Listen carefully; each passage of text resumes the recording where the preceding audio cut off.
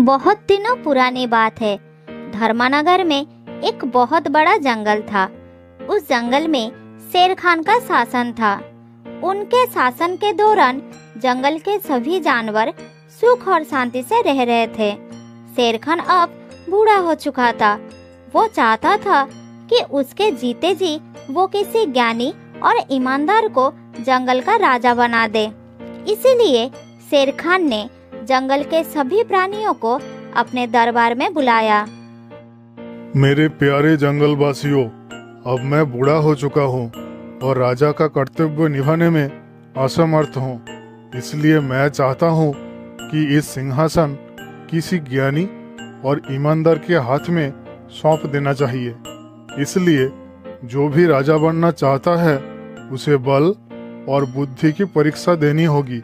जो भी प्राणी इस परीक्षा में पास होगा वो ही इस जंगल का राजा बनेगा। शेर खान का ये संदेश जंगल में आग की तरह फैल जाता है। जंगल के हर गली मोहल्ले में सभी प्राणी यही बात कर रहे थे कि इस जंगल का अगला राजा कौन बनेगा, वो अच्छा होगा या बुरा। बंदर भाई, आप राजा बन जाइए ना। आप बुद्धिमान भी है और शक्तिशाली भी है।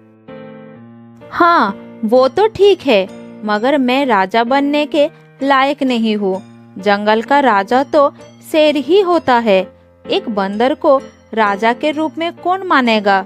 कोई मुझसे डरेगा भी नहीं। इसलिए शेर खान को अपने बेटे को ही राजा बनाना चाहिए। लेकिन बंदर भाई, शेर खान चाहता है कि जो परीक्षा में पास होगा वही जंगल का राजा बनेगा। इसीलिए तुम्हें भी भाग लेना चाहिए। भाइयों, शेर खान तो बड़ा ही बुद्धिमान राजा है। वो जो निर्णय लेता है बड़ा ही सोच समझ के ले रहा है। मैं तो उसकी इम्तिहान में पास ही नहीं हो सकता। इधर शेरनी के मुंह बोले भाई सियार को भी राजा बनने का इच्छा हुआ।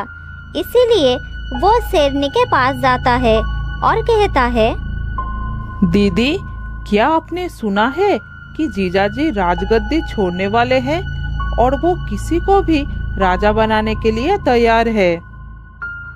हाँ भाई, मैंने सुना है। तो दीदी, क्या मैं राजा बनने के लायक नहीं हूँ? मुझ में भी तो राजा बनने की सारी गुण है। तुम राजा बनने के लायक तो हो, मगर तुम्हें महाराज के इम्तिहान में पास होना पड़ेगा। क्या तुम इसके लिए तैयार हो? हाँ दीदी, मैं बिल्कुल तैयार हूँ। आप मुझे महाराज के पास ले चलिए। सियार के हाँ कहते ही शेरनी सियार को लेकर शेर खान के पास पहुंच जाती है। सियार के साथ शेरनी को देखकर शेर खान ने बोला, शेरनी महारानी, आप इस वक्त यहाँ और इस सियार के साथ? हाँ महाराज, मैं अपनी मुंह बोले भाई सियार को लेकर एक बात कहने के लिए आई हूँ। हाँ महारानी, बताओ क्या बात है? महाराज, मैं चाहती हूँ आप मेरे भाई को राजा बना दीजिए। नहीं महारानी, ये नहीं हो सकता। आपके कहने पर मैं इसे राजा नहीं बना सकता। मगर क्यों महाराज? सियार क्यों नहीं राजा बन सकता? क्योंकि ये प्राणी राज परिवार से ताल्लुक नहीं रखता। महाराज, ये तो गलत बात हो गई। अगर राजा का बेटा ही राजा बनेगा तो हम में और इंसानों में क्या फर्क रह जाएगा? और आप ही ने तो कहा था कि जो बुद्धिमान होगा उसे ही आप राजा बनाएंगे। तो क्या मेरा भाई सियार ज्ञानी नहीं है?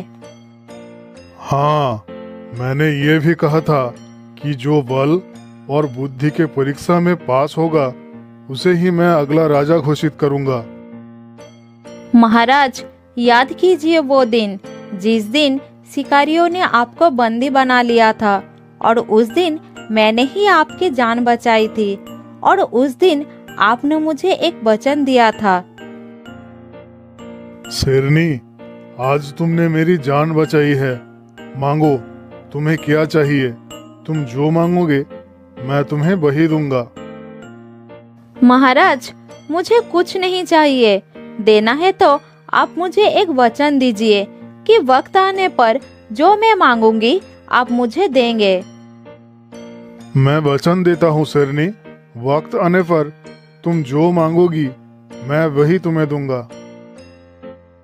अगर आपको वो वचन याद है तो वादा निभाइए और मेरे मुंह बोले भाई सियार को राजा बनाइए। ठीक है, तुम्हारे कहने पर मैं इसे राजा बनाने के लिए तैयार हूँ, मगर इसे मेरी परीक्षा में पास होना होगा। क्या तुम तैयार हो सियार? हाँ हाँ महाराज, मैं कोई भी परीक्षा देने के लिए तैयार हूँ। आप सिर्फ बताइए मुझे क्या करना होगा। ठीक उसी वक्त नदी के उस पार से गोलियां चलने की आवाजें आती है। ठीक है सियार, तो बताओ ये किसकी आवाज है? ओहो, ये तो बड़ा ही आसान सवाल है। मैं अभी पता लगा कर आता हूँ। सियार दौड़ता हुआ नदी की ओर जाता है और कुछ ही देर में वापस आकर कहता है,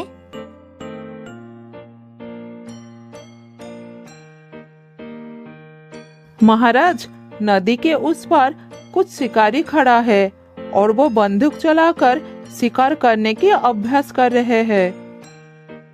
ठीक है, तो पता करो वहाँ पर कितने शिकारी है।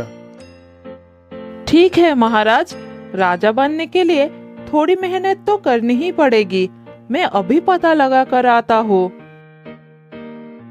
शिकारियों की गिनती करने के लिए सियार दौड़ता हुआ नदी के किनारे की ओर जाता है और कुछ ही देर में वापस आकर शेर खान से कहता है, महाराज, वो 10 लोग हैं। अच्छा, तो वो 10 लोग हैं, मगर उनके हाथ में कितने बंदूकें हैं ये बताओ। बंदूकें तो मैंने नहीं गिने हैं महाराज, अभी गिन कर आता हूँ। एक बार फिर सियार ने बंदूकों की गिनती करने के लिए नदी की ओर दौड़ता है और कुछ ही देर में सियार बंदूकों की गिनती करके वापस आता है। महाराज, सबके हाथ में बंदूकें हैं। मेरा मतलब उनके पास 10 बंदूकें हैं। तो आप पता लगाओ कि वो शिकारी लोग कहाँ से आए हैं, जल्दी जाओ। महाराज शेर खान की बात मानकर सियार फिर से दौड़ते हुए नदी की ओर जाता है। हे भगवान, शेर खान ने दौड़ा दौड़ा कर मेरा हालत खराब कर दिया। कहीं ये शिकारी लोग मुझे गोली ना मार दे। बहुत डर लग रहा है मुझे, मगर क्या करूं, आदेश तो मानना ही होगा। आखिर मुझे राजा जो बनना है। ये कहकर सियार फिर से शेर खान के पास जाता है और कहता है, महाराज, वो शिकारी लोग पूर्व दिशा से आए हैं। और वो कहाँ जा रहा है ये पता किया है या नहीं? शेर खान के सवाल से परेशान होकर सियार रोते हुए कहता है, दीदी, महाराज मुझे राजा नहीं बनाना चाहते हैं, इसीलिए देखो ना, मुझसे कैसे कैसे उल्टा सीधा सवाल करके मुझे फालतू में परेशान कर रहे हैं। ये क्या है महाराज, आप मेरे भाई को राजा नहीं बनाना चाहते हैं, इसलिए इसे उल्टा सीधा सवाल करके दौड़ा रहे हैं। आप सीधा बोल क्यों नहीं देते कि आप इसे राजा नहीं बनाएंगे? आप शांत होइए महारानी, आप जैसा सोच रहे हैं वैसा बिल्कुल नहीं है। मैं तो इसे इसकी बुद्धि का परीक्षण ले रहा हूँ। ठीक उसी समय शेर सिंह का बेटा शेरू वहाँ पर पहुँचता है। तब हाथी कहता है, महाराज, इस परीक्षा में सबको मौका मिलना चाहिए। हम सारे जानवर चाहते हैं कि एक मौका युवराज को भी देना चाहिए। हाँ हाँ महाराज, युवराज को भी अपनी बल और बुद्धि दिखाने का मौका मिलना चाहिए। देखो साथियों, मैं चाहता हूँ कि जंगल का राजा वीर, पराक्रमी और ज्ञानी होना चाहिए। इसलिए शेरू अगर राजा बनना चाहते हैं तो उसे भी इम्तिहान देना पड़ेगा। क्या तुम इम्तिहान देने के लिए तैयार हो शेरू? हाँ पिताजी, मैं तैयार हूँ। अब बताइए मुझे क्या करना होगा। शेरू के हाँ बोलते ही जंगल के सभी प्राणी खुश हो जाते हैं। तभी नदी की ओर से गोलियों की आवाजें आती है। ठीक है, क्या तुम्हें ये आवाज सुनाई दे रही है? अगर राजा बनना है तो पता लगाओ कि वो आवाजें किसकी है। ठीक है पिताजी, मैं अभी पता लगा कर आता हूँ। शेर खान के आदेश का पालन करते हुए युवराज शेरू आवाज की दिशा में नदी के किनारे की ओर चल पड़ता है। मगर काफी देर होने के बाद भी जब शेरू वापस नहीं लौटता है, तब सियार मुस्कुराते हुए कहता है, माफ करना महाराज, इतना समय बीत गया लेकिन युवराज अब तक नहीं लौटे। इतनी देर में तो मैं 10 बार जाकर वापस लौट आता।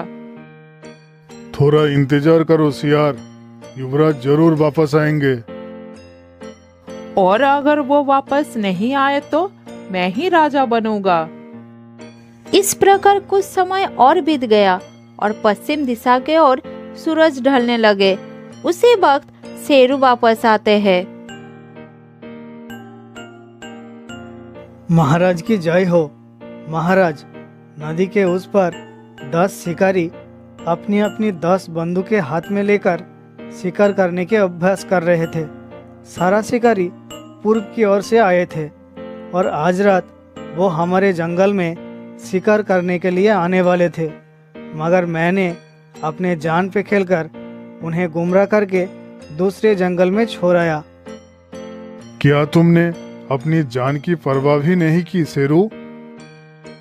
नहीं महाराज, जैसे ही शिकारियों ने मुझे देखा वो मेरे पीछे पड़ गए, गोलियां चलाई, लेकिन उस समय जान बचाना मेरा मकसद नहीं था। इस जंगल का बचाना मेरा कर्तव्य था। इसलिए मैं अपनी जान पर खेलकर उन्हें भगा दिया और इसी चक्कर में मुझे थोड़ा देर हो गया। ये सुनकर सियार की सर शर्म से झुक गया। महाराज, युवराज ही राजा बनने का योग्य है, आप उन्हें ही राजा घोषित कीजिए। महारानी, मैं चाहता तो बिना इम्तिहान लिए ही शेरू को राजा घोषित कर सकता था, मगर वो इस काबिल है कि नहीं ये जानना मेरा कर्तव्य है। इसलिए मैंने आम जानवर की तरह युवराज का भी इम्तिहान लिया और नतीजा आपके सामने है। अब आप ही बताइए किसे राजा घोषित करना चाहिए। शेरनी के राय देने से पहले ही सियार बोला, मुझे माफ कर दीजिए महाराज, राजा बनने की चाहत में मैं भूल ही गया था कि जंगल का राजा तो शेर ही होता है। आप युवराज को ही राजा घोषित कीजिए। फिर शेर खान ने शेरू को जंगल का राजा घोषित करते हैं। ये देखकर जंगल के सभी जानवर बहुत खुश होते हैं। बहुत दिनों पुरानी बात है। विजयनगर में एक बहुत बड़ा और घना जंगल था। उस जंगल में शेर सिंह अपने 3 दोस्तों के साथ बड़ी सुख से जिंदगी बिता रहे थे। शेर सिंह के शासन में जंगल के बाकी जानवर भी सुख शांति से रहते थे, लेकिन उस जंगल में भीमगढ़ नाम का एक पहाड़ी इलाका था, जहाँ पर एक भेड़िया और एक तेंदुआ रहता था। वो दोनों उस रास्ते में आने जाने वालों को पकड़कर मार डालते थे। इस कारण जंगल के जानवर कभी भी उस रास्ते से नहीं आते जाते थे, या फिर कभी उस रास्ते से आना भी पड़े तो कुछ जानवर मिलकर एकजुट होकर आते थे। एक दिन हाथी और शेर सिंह बात कर रहे थे। दोस्त शेर सिंह, तुम्हें पता है कल दूसरे जंगल से मेरा दोस्त भालू आने वाला है। मैं उससे मिलने के लिए बहुत बेचैन हूँ। बहुत दिनों बाद वो मेरे पास आ रहा है। मैं अपने दोस्त भालू को बहुत दिनों से नहीं देखा है। अरे हाथी भाई, ये तो बहुत अच्छी बात है कि बहुत दिनों बाद तुम्हारा दोस्त आने वाला है। इस बहाने हम भी उससे मिल लेंगे। दोनों बातें कर ही रहे थे कि तभी उनके दोस्त बंदर और चूहा भागते हुए आते हैं और कहते हैं, शेर खान, आज जंगल में हिरन की मृत शरीर मिली है। उसके पास एक संदेशा भी लिखा हुआ था कि अगर उनको हर हफ्ते खाना नहीं भेजा तो इसी तरह हर रोज एक जानवर मारा जाएगा। ये सुनकर शेर सिंह थोड़ा चिंतित हो गया। फिर बोला, इन दोनों लुटेरे को कुछ करना पड़ेगा। ऐसे तो हमारी सारी प्रजाति नष्ट हो जाएगी। कोई जानवर इस जंगल में नहीं रहना चाहेगा।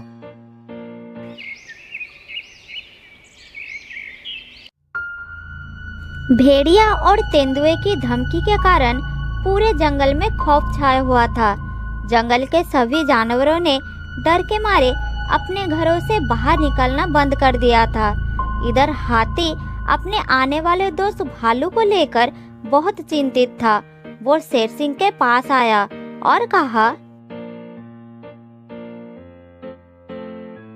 शेर सिंह, मेरा दोस्त भालू आने वाला था, वो अब तक नहीं आया। मुझे उसकी बहुत चिंता हो रही है। कुछ सोचो भाई। ये खबर बंदर और चूहे तक भी पहुंच जाती है और वो तुरंत शेर सिंह के पास जाते हैं। वो चारों मिलकर भालू के बारे में पता लगाने की कोशिश करने का बात करते हैं। हाथी भाई, तुम बिल्कुल चिंता मत करो। मैं तुम्हारा दोस्त भालू का पता लगा लूंगा। भालू सिर्फ तुम्हारा ही दोस्त नहीं, हमारा भी दोस्त है। हाँ हाथी भाई, शेर सिंह ठीक कह रहा है। हम सब मिलकर भालू का पता लगा लेंगे। चिंता करने की कोई बात नहीं है। दोनों की बात सुनकर चूहा भी सर हिलाने लगता है। तब हाथी कहता है, कहीं उसे भीमगढ़ की वो दोनों लुटेरे ने तो नहीं पकड़ लिया होगा। मुझे ये सोचकर बहुत डर लग रहा है दोस्त। हाथी की बात सुनकर तीनों को भी ये शक होता है। तभी चूहा कहता है, मगर ये पता कैसे चलेगा कि भालू भीमगढ़ के लुटेरों के पास ही है? हाँ हाँ, चूहा एकदम सही कह रहा है। हम पता कैसे करेंगे? अब तक भालू के बारे में कोई संदेश भी तो नहीं आया है। मगर ऐसा भी तो हो सकता है कि भालू रास्ता भटक गया हो।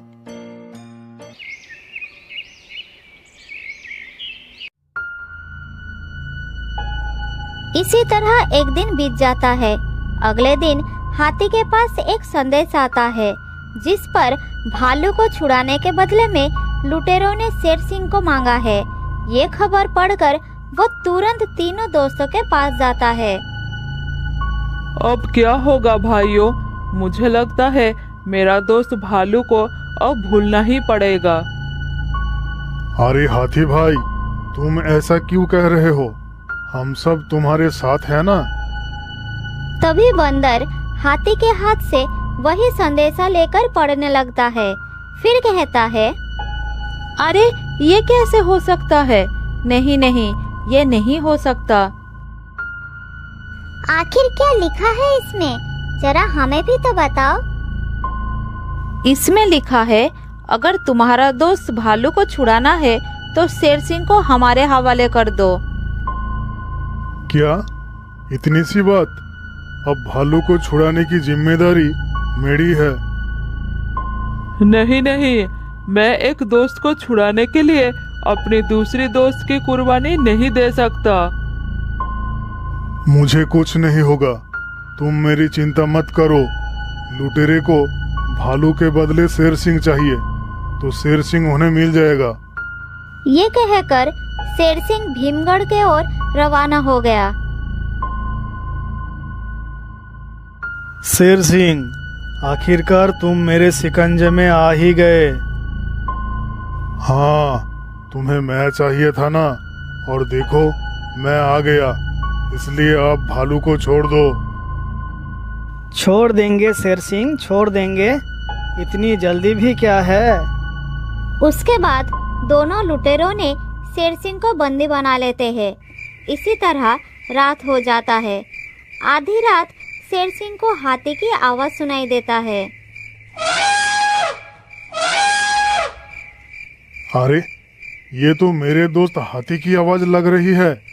आखिर मेरे दोस्त आ ही गए, अब वो मुझे छुड़ा लेंगे। तभी भेड़िया, हाथी और तेंदुआ बाहर आते हैं। सबको एक साथ देखकर शेर कहता है, मुझे पता था, मुझे बचाने के लिए तुम जरूर आओगे हाथी। तुम मेरे सच्चे दोस्त हो। ये सुनकर तीनों हंसने लगते हैं। फिर तेंदुआ कहता है, शेर सिंह, हाथी तेरा दोस्त नहीं, मेरा दोस्त है।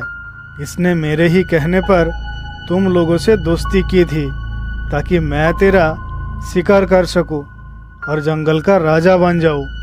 मेरे रास्ते में तू ही रोड़ा बना हुआ था, जो अब हट जाएगा। आज ये मेरे बात सुनकर ही भालू के आने का नाटक किया है तुझे फंसाने के लिए। ये सब सुनकर शेर सिंह को यकीन नहीं होता है। नहीं, ये नहीं हो सकता। मेरा दोस्त मुझे धोखा नहीं दे सकता। हाथी मेरे दोस्त, कुछ तो बोलो। ये सब झूठ बोल रहा है ना? शेर सिंह ये झूठ नहीं कह रहा है, यही सच है। तेंदुए के राजा बनने के बाद मैं उसका मंत्री बनूंगा और तेंदुए ने मेरे नाम आधा जंगल करने का वादा भी किया है। हाथी भाई, ये झूठ बोल रहा है तुमसे। मुझे मारने के बाद ये तुम्हें कुछ भी नहीं देगा और पूरे जंगल के जानवरों को भी परेशान करेगा। तू अपनी फिक्र कर शेर सिंह, कल सवेरे हम तुझे मार देंगे और उसके बाद मैं राजा बन जाऊंगा और हाथी आधे जंगल का मालिक बन जाएगा। ये कहकर सारे वहाँ से चले जाते हैं। फिर शेर सिंह सोचता है, मैं कैसे अपनी जान बचाऊं? क्या करूं मैं, क्या करूं? तभी झाड़ियों के पीछे से एक आवाज आती है, घबराओ मत मेरे दोस्त, हम दोनों आ गए हैं। अरे, ये तो मेरे दोस्त चूहे की आवाज है। चूहे, कहाँ हो तुम? चूहा अकेला नहीं है, मैं भी उसके साथ आया हूँ। तभी बंदर और चूहा शेर के सामने आते हैं। फिर चूहा अपनी नुकीली दांतों से जाल को काट देता है और शेर सिंह आजाद हो जाता है। शुक्रिया मेरे दोस्तों, एक तुम हो जो दोस्ती के खातिर अपनी जान पर खेलकर मेरी जान बचाने के लिए आए हो, और एक हाथी है जिसने दोस्ती के नाम पर मुझसे गद्दारी की है। हम दोनों को सब कुछ पता है, हम दोनों ने सब कुछ सुन लिया है। हाथी ने मुझसे गद्दारी करके अच्छा नहीं किया। अब मैं उन तीनों को नहीं छोड़ूंगा। मेरे दोस्त, तुम्हें कुछ करना भी नहीं पड़ेगा। वो सब आपस में ही लड़कर मर जाएंगे। उनको आपस में लड़ाने का योजना मैं बना लिया है।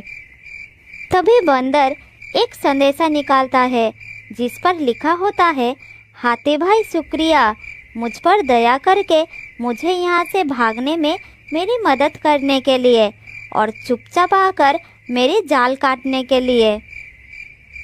पर जाल तो मैंने काटा है और तुम हाथी का शुक्रिया अदा कर रहे हो। ये तुम नहीं समझोगे चूहा। बंदर, इसे तुम अपना योजना बता दो। सुनो चूहे भाई, इस संदेश को पढ़कर तेंदुआ और भेड़िए को ऐसा लगेगा कि हाथी ने उन्हें धोखा दिया है और वो हाथी को खत्म कर देंगे। अरे वाह बंदर भाई, बहुत अच्छा योजना बनाई तुमने। उस गद्दार को अच्छा सबक मिलेगा। ये सुनकर शेर सिंह अचानक उदास हो जाता है और कहता है, दोस्तों, चाहे कुछ भी हो, पर हाथी हमारा दोस्त था। वो गद्दार निकला तो क्या हुआ? हम तो उसके सच्चे दोस्त हैं ना। नहीं शेर सिंह, उसके साथ ऐसा ही होना चाहिए। उसने अपने सच्चे दोस्तों को धोखा दिया है और वो भी लालच में आकर, और इसीलिए उसकी यही सजा है, वो गद्दार है। फिर तीनों दोस्त वो संदेशा वही छोड़कर चले जाते हैं।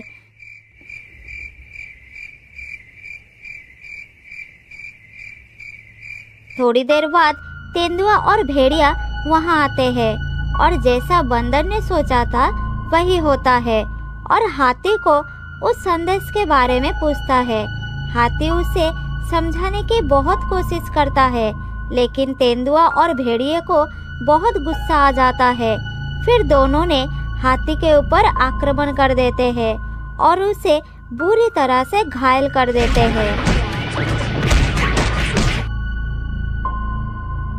मैंने अपना सच्चा दोस्तों को धोखा दिया है, मेरी यही सजा होनी चाहिए थी।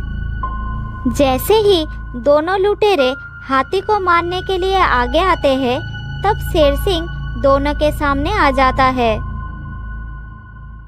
रुक जाओ जंगल के गद्दारों, हमारे होते हुए तुम हमारे दोस्त का कुछ भी नहीं कर सकते। शेर सिंह, मैंने तुम्हारे साथ गद्दारी की, लेकिन फिर भी तुम मुझे बचाने आए हो। दोस्त कभी गद्दार नहीं होता, दोस्त भटक जाता है, तब सच्चे दोस्त ही उसे सच्ची राह दिखाते हैं।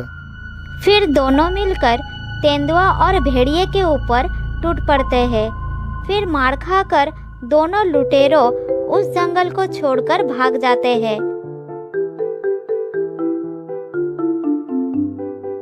उस दिन के बाद चारों दोस्त मिलकर फिर से खुशी से जीने लगते हैं।